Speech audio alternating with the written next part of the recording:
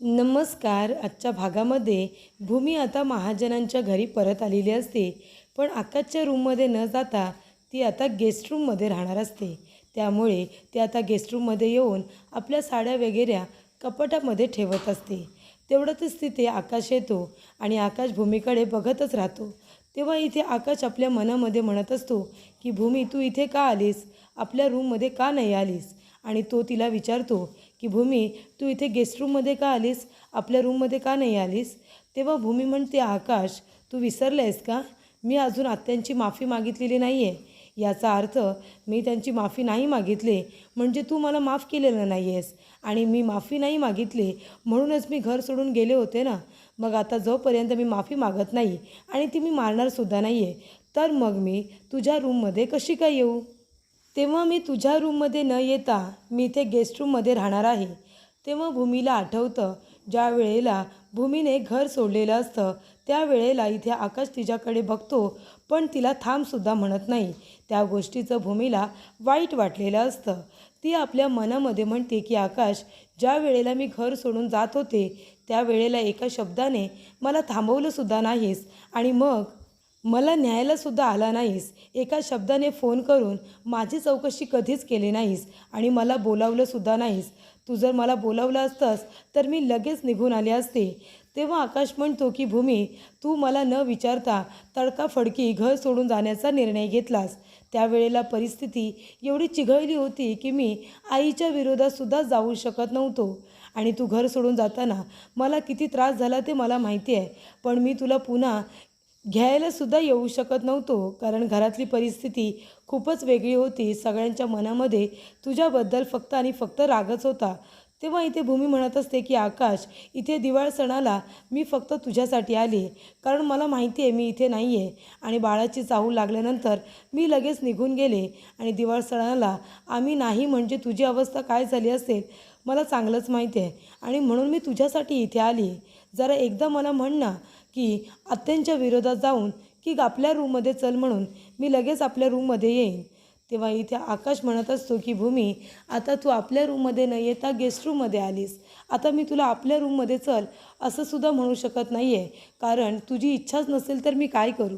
तेव्हा भूमी म्हणते, आकाश, आता आपण दोघांनी एकमेकांकडे असं बघतच राहायचं आहे की काहीतरी बोलणार आहेस? तेव्हा आकाश म्हणतो, ही दिवाळ सणासाठी मी तुझ्यासाठी साडी घेतली. उद्या दिवाळी पहाटे ना तू ही साडी नेसावी असं मला वाटते. तेव्हा भूमीसुद्धा आता आकाशच्या इच्छेखातर त्याच्या हातातून त्याने आणलेली साडी घेते. त्यानंतरला इथे आकाशवरती येत असतो आणि इथे अभि आणि रागिनी दोघेही खाली उतरत असतात जिन्यावरून. तेव्हा इथे रागिनी म्हणत असते, काय रे आकाश, काय झालं? तू भूमीजवळ बोललास का? तिला सांगितलंस का तुझ्या रूममध्ये यायला?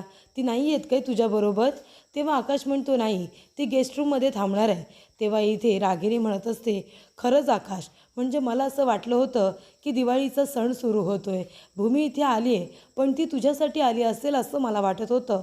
पण ती तर इथे फक्त फळं फुलं आणि विधी कार्य हेच सगळं करण्यासाठी आली, बाकी काही नाही. तेव्हा रागिनी म्हणते, मला असं वाटलं होतं की जे काही राग रुसवा आहे तो बाजूला टाकून इथे भूमी तुझ्याबरोबर आनंदाने राहील, तुझ्या रूममध्ये येऊन राहील. पण तसं तर काहीसुद्धा झालेलं नाही आहे. खरंच आकाश, मला तुझी अवस्था काहीही बघवत नाही आहे असं रागिनी म्हणत असते. तेव्हा इथे अभि म्हणत असतो, अगं आई, पण तुला माहिती आहे का, मला तर त्या भूमीची खूप कमाल वाटते. तिला तुझा राग येतो मी मान्य करतो, पण आता ती भूमी कशी वागली बघ ना. आकाशच्या रूममध्ये न जाता गेस्ट रूममध्ये गेली. तुझा राग करता करता तिचा आता आकाशवरती सुद्धा खूपच जास्त राग आहे हे मला आता कळून येते. रागिनी म्हणते, आकाश, मी जाऊ का भूमीकडे? तिची हवं तर माफी मागते. तिला मी सांगते की बाई गं, आता आली आहेस तर जा माझ्या आकाशच्या रूममध्ये जा, त्याला बरं वाटेल. तेव्हा इथे आकाश म्हणतो, नाही आई, नको. हे बघ, तू तिथे जाशील, शब्दाला शब्द वाढेल. उगाच आता दिवाळीच्या सणामध्ये मला घरात वाद नको. तू नको जाऊस तिच्याबरोबर बोलायला. मी आहे ना, मी सगळं काही मॅनेज करेन. त्यानंतरला इथे आता भूमी साड्या वगैरे ठेवत असताना रागिनी तिथे येते आणि म्हणते, अरे वा, नवऱ्याने नवीन साडी आणली वाटतं दिवाळीची. तेव्हा भूमी म्हणत असते, तुम्ही इथे काय करताय? कशाला आले तुम्ही इथे? तेव्हा रागिनी म्हणते, आले ना मी बघायला, घर सोडून जाता जाता कशी पुन्हा इथे आली असती पसरायला ते बघते ना मी. तेव्हा इथे भूमी म्हणते, मी इथे पसरायला आलेले नाही आहे. जर मला पसरायचं असतं ना तर मी आकाशच्या आमच्या रूममध्ये गेले असते, कळलं ना. पण मी इथे गेस्ट रूममध्ये थांबले, कारण मी तुमची कधीच माफी मागणार नाही आहे, कधीच. कळलं तुम्हाला. तेव्हा इथे रागिनी म्हणत असते, अगं तू खूपच जास्त बोलायला लागली आहेस गं, खूपच जास्त माज आला ना तुला. मग हा माज आहे ना दाखव. आता बघ ना तू तू कितीही प्रयत्न केलेस तरीसुद्धा आकाशचा तुझ्या बोलण्यावरती विश्वास नाही आहे. तो हाजुऱ्यासारखा फक्त माझंच ऐकतो. तेव्हा भूमी म्हणते, काय म्हणालात, काय म्हणालात काय तुम्ही. हाजुऱ्यासारखा. एक गोष्ट लक्षात ठेवा, तो तुमचं ऐकतो कारण तो तुमची इज्जत करतो. आई म्हणतो तुमच्यावरती विश्वास ठेवतो, पण त्याला हाजुरे वगैरे बोलायचं नाही हां. तुम्ही माझ्या आकाशच्या घरामध्ये राहता हे विसरू नका. तेव्हा इथे हा तुम्ही जो काही माच करताय ना तो माझ्या आकाशच्या जीवावरती करताय. तेव्हा त्याला एक शब्दसुद्धा बोलायचं नाही. आणि या घरामध्ये मी कुठे राहायचं आणि कुठे नाही हे माझं मी ठरवेन.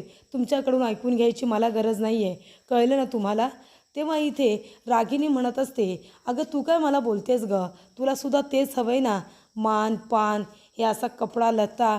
म्हणून तर आकाशने घरातून बाहेर हकलून दिलं आहे, तरीसुद्धा तू पुन्हा इथेच आली आहेस. अगं ही आकाशने दिलेली साडी आहे ना, एव्हा ना तू फाडून टाकायला हवी होतीस, फाडून. कारण तो तुझ्यावरती विश्वासच ठेवत नाही. ज्याने तुला घरातून बाहेर हकलून दिलं आणि त्याने आणलेली साडी तू नेसणार आहेस. अगं कशासाठी. मग तुझ्या आणि माझ्यामध्ये फरक काय राहिला गं. एवढा जर तुझा राग असेल ना, एवढंच जर तुला माज असेल तर ही साडी मला नेसून दाखवायचीस. आणि जर तू ही साडी नेसलीस तर मग तुझ्यात आणि माझ्यात काही फरक नाही राहणार. मग तुलासुद्धा तेच हवं आहे जे मला हवं आहे, हे मला कळेल. मग जर ही साडी तू नाही नेसलीस ना तर मला कळेल की तू खरोखर इथे मला टशन द्यायला आली आहेस, कळलं का तुला. तेव्हा इथे भूमी म्हणत असते, मी काय करायचं आणि काय नाही करायचं हे तुम्ही मला सांगू नका. आणि ह्या साडीला हात लावायची पुन्हा हिंमत करायची नाही. ही माझ्या नवऱ्याने माझ्यासाठी आणलेली साडी आहे. हिचं काय करायचं ते माझं मी ठरवेन. तो अधिकार मी तुम्हाला दिलेला नाही आहे. ही साडी फाडायचं जर तुमच्या मनात जरी आलं ना तरीसुद्धा माझ्यापेक्षा वाईट कुणीच नसेल.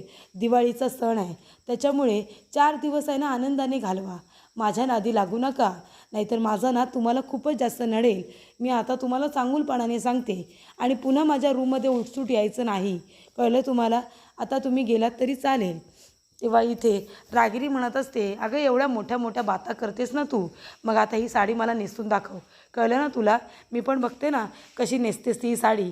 ज्या नवऱ्याने इज्जत नाही केली, घरातून बाहेर हकलून दिलं, त्याने दिलेली साडी नेसणार आहेस. तेव्हा भूमी म्हणते, एक गोष्ट लक्षात ठेवा, माझ्या नवऱ्याने आकाशने मला घरातून बाहेर काढलेलं नाही आहे, तर मी स्वतःहून हे घर सोडून गेली.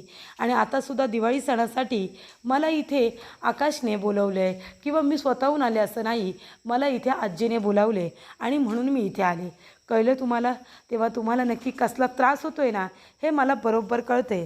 पण आता मी इथे किती राहायचं किती टिकायचं हे तुम्ही मला सांगू नका, हे माझं मी ठरवी. तेव्हा इथे रागिणीला असं वाटत असतं की भूमीला चिडवल्यानंतर आकाशने दिलेली साडी भूमी नेसणार नाही आणि मग भूमी आणि आकाशमध्ये अजून गैरसमज निर्माण होतील आणि त्यामुळे ती दोघांना एकमेकांपासून वेगळं ठेवू शकते. हा उद्देश आता रागिणीचा असतो आणि म्हणूनच तिने भूमीला इथे भडकवलेलं असतं. भूमीसुद्धा विचार करते की आता मी काय करू.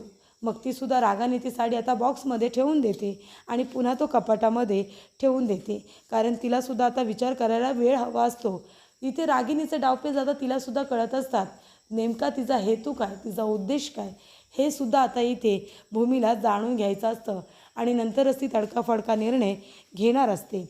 तेव्हा रागिणी म्हणते, भूमी मला माहिती आहे काय बोलल्यावरती तू काय रिॲक्ट होणार आहेस ना, हे मला आता बरोबर कळायला लागले आणि म्हणूनच मी तुला आता असं म्हणाले की आकाशने दिलेली साडी तू नेसलीस तर तुझ्यात आणि माझ्यात फरक काय, म्हणजे तू नाही नेसणार आणि तुला आणि आकाशला एकमेकांपासून वेगळं ठेवणं मला सोपं जाईल. त्यानंतरला इथे आकाश आता कंदील बनवायला घेतो, गटिंग वगैरे घेऊन आलेला असतो. तेव्हा भूमी येते आणि म्हणते, आकाश काय करतोयस. तेव्हा आकाश म्हणतो, मी तर कंदील बनवतोय.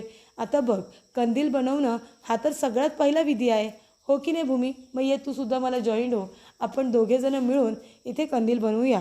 तेव्हा इथे भूमीसुद्धा आता आकाशचं ऐकते आणि कंदील बनवण्यासाठी बसते. तेव्हा इथे आता कसं बनवायचं, कुठले कागद फाडायचे, हे सगळं आकाश आता तिला समजावून सांगतो. तसं इथे भूमी करत असते. तर इथे भूमी आणि आकाश दोघंजण एकत्र कंदील बनवत असतात. तेव्हा दोघांचं एकमेकांवरती किती प्रेम आहे हे दोघे एकमेकांना दाखवून देण्याचा प्रयत्न करत असतात. एकमेकांची इज्जत रिस्पेक्ट करतच असतात. तरी ते मानसी त्या दोघांना असं एकत्र बघून खूपच जास्त खुश होते. तिला आनंद झालेला असतो की फायनली इथे भूमिताई आणि आकाशजी दोघेही एकत्र आलेले आहेत. त्यानंतरला इथे आता दोघंजणं मिळून छान पद्धतीने इथे कंदील बनवत असतात. आणि इथे मानाचा कंदील आता भूमी आणि आकाशच्या हाताचा असतो. तो छानच झाला पाहिजे म्हणून दोघेही मेहनत घेत असतात. तेव्हा आकाश म्हणतो, भूमी अगं हा कागद असा कसा काय फाटला? तेव्हा भूमी म्हणते, मला नाही माहिती, दुकानातून येतानाच तसा आलेला आहे. तेव्हा आकाश म्हणतो, अगं पण सगळे चांगले आहेत, मग हाच कसा काय कागद फाटला ना, तू फाडलास का भूमी? तेव्हा भूमी म्हणते, आकाश मी तुला सांगितलं ना, मी फाडलेला नाही आहे. तो दुकानातून जर तसाच आला असेल तर माझ्याकडे कुठलाही पुरावा नाही आहे, जो पुरावे मी तुला दाखवून मी स्वतःला सिद्ध करेन. कसं असतं ना आकाश, काही गोष्टींचा आहे ना पुरावा नसतो म्हणून त्या गोष्टी घडतच नाहीत असा त्याचा भाग होत नाही. कळतं ना तुला? तो कागद कसा फाटला मला माहिती नाही आहे, पण मी नाही फाडलाय म्हणजे मी नाही फाडलाय, मी तुला सांगितलं आहे. आता त्या गोष्टींवरती विश्वास तुला ठेवायचा आहे की नाही हे तुझं तू ठरव, मला काही बोलायचं नाही. तेव्हा इथे आकाशला कळलेलं असतं की भूमीच्या बोलण्याचा रोख कुठे आहे. तेव्हा आकाश म्हणतो, भूमी हे बघ, मला फक्त एवढंच सांगायचं आहे, आता दिवाळी सण सुरू होतो आहे. आत्याबद्दल तुझ्या मनामध्ये जे काही गैरसमज आहेत ते आता बाजूला कर ना प्लीज. तेव्हा भूमी म्हणते, अजिबात नाही, आधी तर ते गैरसमज नाही आहेत, मी जे काही बोलते ते सगळं खरं आहे आणि मी सहजासहजी आत्यांना कधीच माफ करणार नाही आणि त्यांची माफी मी मागणारसुद्धा नाही आहे. कळलं तुला आकाश? तेव्हा इथे आता भूमी म्हणत असते, बाकीचं तुम्हाला वाटेल ते करायला सांग, वाटेल ते तुझ्यासाठी मी काहीही करेन, पण मी रागिनी आत्यांची माफी कधीही मागणार नाही आहे, कारण मी जे काही बोलते ते सगळं खरं आहे. तू विश्वास ठेव ना, तो नको ठेवू. तेव्हा इथे आकाश म्हणतो, भूमी प्लीज, हे बघ मी तुझ्याबरोबर आहे. तेव्हा भूमी म्हणते, आकाश मग मला तुझी फक्त साथच तर हवी आहे ना, तेच तर मी म्हणत होते. तेव्हा इथे आकाश म्हणतो, भूमी हे बघ, दिवाळी सण आहे, त्याच्यामुळे तुला जर आत्याला माफ करायचं नसेल, तिची माफी मागायची नसेल, नको मागू, पण आपण 4 दिवस तिचा आता विषय काढायचा नाही, उगाच आपल्यामध्ये वाद होतील असं आपण काहीही करायचं नाही, चालेल ना? तेव्हा इथे भूमी म्हणते, ठीक आहे. त्यानंतर अगदी छान पद्धतीने इथे आकाश आणि भूमी या दोघांनी कंदील बनवलेला असतो. खूप छान कंदील झालेला असतो. तेव्हा इथे आकाश म्हणतो, भूमी बघितलंस ना, आपलं कंदील किती छान झालं आहे. आपण दोघंजणं जर एकत्र असू ना तर असंच आपण सगळं काम अगदी व्यवस्थित आणि परफेक्ट करू. तेव्हा इथे भूमी म्हणते, तेच तर मी म्हणते ना आकाश, अरे फक्त मला तुझी साथ हवी आहे. तेव्हा इथे आकाश कंदील घेऊन आता लावायला जात असतो. भूमी म्हणते, जा कंदील लावून ये जा. तेव्हा इथे अथर्व आणि आकाश दोघेजण आता भूमी आकाशने बनवलेलं कंदील लावत असतात. तेव्हा कंदील खूपच जास्त सुंदर आणि छान दिसत असतं. तेव्हा आजी म्हणतात, अरे वा, किती छान कंदील बनवलं आहे तुम्ही दोघांनी. भूमीचा आहे ना कुठल्याही कामामध्ये कुणीही हात नाही पकडू शकत. तेवढ्यातच तिथे रागिनी खूपच जास्त आता जेलेस होत असते. तेवढा तिथे अभि आणि पौर्णिमा येतात आणि म्हणतात, हा घ्या आमचा कंदील. तेव्हा आजी म्हणतात, हा बघा वराती मागून घोडा. तेव्हा इथे आता पौर्णिमा म्हणत असते, पण आजी आम्हीसुद्धा कंदील बनवलं आहे ना. तेव्हा आजी म्हणतात, हो गं बाई, पण आता मानाचा कंदील लागला की नाही इथे भूमी आणि आकाशने बनवलेला, आणि आपलं ठरलं आहे ना की सगळे विधी कार्य भूमी करणार आहे म्हणून, मग तरीसुद्धा तू का केलास? तेव्हा पौर्णिमा म्हणते, आता मला कुठे माहिती होतं, मी सुद्धा कंदील एवढी मेहनत घेऊन बनवलं आहे ना. तेव्हा इथे आता आजी म्हणत असतात, बरं ठीक आहे, आपण तुझासुद्धा कंदील लावूया, आपण गेटपाशी तुझा कंदील लावायचा. तेव्हा इथे पौर्णिमा म्हणते, गेटजवळ? माझा कंदील गेटजवळ का? तेव्हा इथे आजी म्हणतात, कारण भूमीचा मान आहे मोठा, भूमी महाजनांची मोठी सून आहे, त्याच्यामुळे भूमी आणि आकाशने बनवलेलंच कंदील इथे लागणार. मी आधीच सांगितलं होतं. तेव्हा तुझा कंदील दे. अथर्व, आकाश जा बरं, तो आता कंदील तुम्ही गेटपाशी लावा.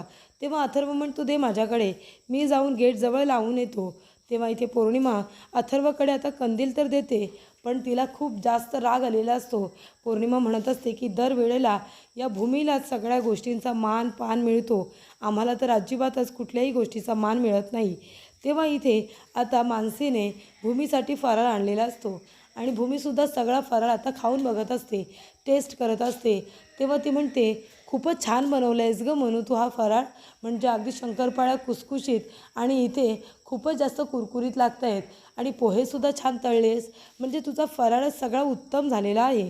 तेव्हा इथे आता अनारसे कुठे आहेत असं विचारल्यानंतर मानसी तिला सांगत असते की अनारसे तू सांगितलेस त्या पद्धतीनेच बनवलेले आहेत. तेव्हा इथे मानसी म्हणत असते की ताई तू इथे आता आली आहेस ना, मला खरंच खूप आनंद झाला आहे. आता तू कुठेही जायचं नाही हां. फराळ बनवताना सुद्धा मी तुला खूप जास्त मिस केलं, कारण दरवर्षी आपण दोघीजणी मिळून सगळा फराळ बनवायचो ना, म्हणून. पण आता तू आणि भाऊजी एकत्र आलात, तुम्हाला दोघांना असं एकत्र बघून मला खूप खूप आनंद झाला आहे. आता तू कुठेही जायचं नाही आहेस. तुला माहिती आहे ताई, आकाश जिजूंनी तुझ्यासाठी साडी आणली आहे, ती बघितलीस का तू? तेव्हा रागिनी म्हणते, ते सगळं आता इथे भूमीला आठवतं. तेव्हा इथे भूमी आता साडी आणायला जात असते. तेव्हा मानसी म्हणते, ताई ती साडी तू नेसणार आहेस ना?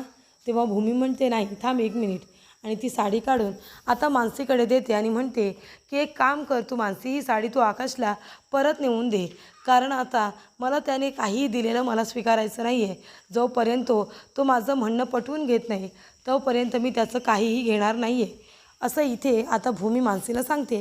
त्यानंतरला पौर्णिमा म्हणत असते, आई बघितलंत ना तुम्ही, माझा बनवलेला कंदील गेटजवळ आणि या दोघांनी बनवलेला इथे, एवढी पार्शलिटी का आई? तेव्हा इथे रागिनी म्हणत असते, अगं बाई तू बनवलेला सुद्धा लावलं आहे ना आता गेटवरती, मग आता येणाऱ्या जाणाऱ्यांची नजर पडेल, नको काळजी करू. तेव्हा पौर्णिमा म्हणत असते, आजी तुम्हीसुद्धा मला आता आई लहान मुलांसारखं का समजवताय, मला खरंच कळत नाही आहे. तेव्हा इथे अभि म्हणत असतो, लावला तुझा कंदील लावला गेटजवळ. तेव्हा इथे पौर्णिमा म्हणत असते, अरे वा, मग आता टी व्हीमध्ये बातमी छापून द्या, हेडलाईन छापा ना आता पेपरमध्ये. तेव्हा आजी म्हणतात, पौर्णिमा अगं कशाला नुसती चिडचिड करतेस, नुसती किरकिर करतेस, सणासुदीचे दिवस आहे, जरा शांत राहा ना. तेव्हा मानसी तिथे येते आणि म्हणत असते की भाऊजी, ही साडी आता भूमिताईने परत केलेली आहे. ती म्हणते की जोपर्यंत आकाश माझं म्हणणं ऐकून घेत नाही, समजून घेत नाही आहे, तोपर्यंत मी त्याच्याकडून काहीसुद्धा घेणार नाही आहे. तेव्हा इथे आता मानसी असं म्हणाल्यानंतर आकाशला खूपच जास्त वाईट वाटतं.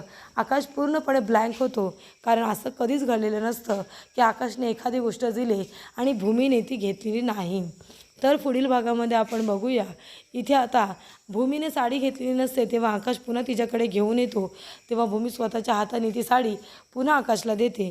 तेव्हा इथे आकाश रूममध्ये येऊन आता आदळआपट करत असतो. त्यानंतरला आता दिवाळी पहाट असते, तर इथे उटणं लावायच्या आधी 3 ताटं मांडलेली असतात. तेव्हा पौर्णिमा म्हणते, 3 ताटं कशासाठी? मला नाही वाटत की भूमिताई आकाश जिजूंना ओवाळीलसुद्धा. तेव्हा भूमी म्हणते, का नाही ओवाळणार? मी तर ओवाळणार आकाशला, तो माझा नवरा आहे. तेव्हा इथे भूमी आता रागिनीच्या कानामध्ये म्हणत असते, आकाशने मला काहीही दिलं ना तरीसुद्धा आनंदाने अंगावरती नेसून मिरवेन मी, तुमच्या सर्टिफिकेटची मला गरज नाही, असं भूमी म्हणते.